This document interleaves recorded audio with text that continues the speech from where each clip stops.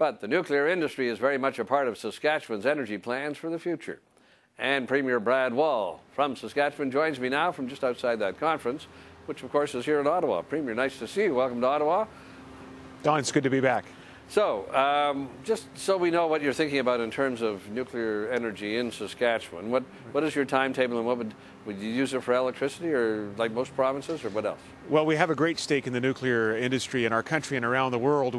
Saskatchewan is to uranium what Saudi Arabia is to oil. 23% of the world's production comes from our province. And we used to be a leader in terms of some value-added opportunities, especially in nuclear medicine. You know, the first cobalt-60 treatment, 1949, at the University of Saskatchewan. And our government has a vision to reclaim some of that, to explore some value-added opportunities. I think Saskatchewan can lead in what has been a renaissance in the nuclear industry, and I think Canada can lead if levels of government and corporations, the private sector, are working in concert towards some significant goals that we can talk about if you like, Don. Well, just so I understand, though, are you thinking of nuclear reactors at some point along the lines of Ontario and New Brunswick for generating power, or are you thinking of a nuclear industry that, as you say, adds value to the uranium and perhaps is a leader in medical applications and that kind of thing? Well, both. We're open to nuclear power. It has to be safe, it has to be environmentally sustainable, it has to be cost effective. But even now, Bruce Power is doing a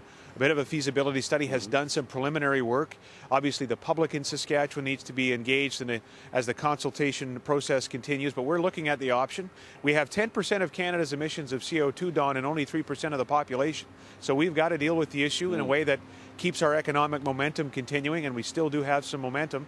And so, yes, we're looking at that, but there are many other elements to uranium value-added opportunities other than power.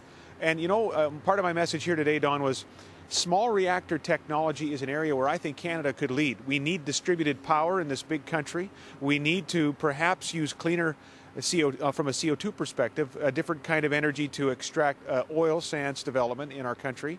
So we ought to be looking and perhaps leading in terms of investigating small reactor technology, and I think now is the time. Okay, but you know, Ontario has a big buy coming up in nuclear reactors. Does that have any impact on the kind of reactors Saskatchewan might be interested in? And if AECL were privatized, would that make it more or less attractive to do business with?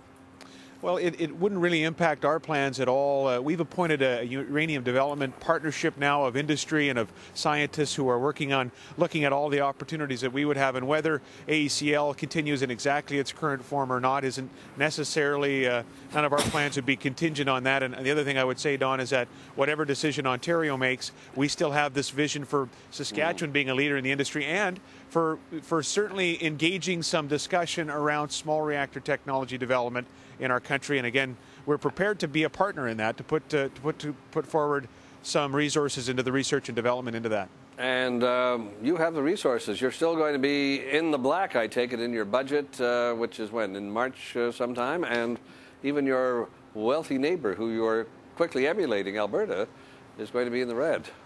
Well, we're working very hard towards a balanced budget, Don. It looks like we're going to get there, and the budget's in its final stages. It'll be introduced in a couple of weeks. Okay, and one other thing. You see now cap and trade being talked about by the Obama administration, by Jim Prentice, by Stephen Harper. I think back to the Premier's Conference in Quebec City last summer, and you and Ed Stelmach from Alberta being opposed to cap and trade. Do you think the tide's gone out and you're going to have to get onto the cap and trade boat at some point? Well, Don, you have a good memory. That's exactly how the discussion occurred in Quebec City. I would just say this.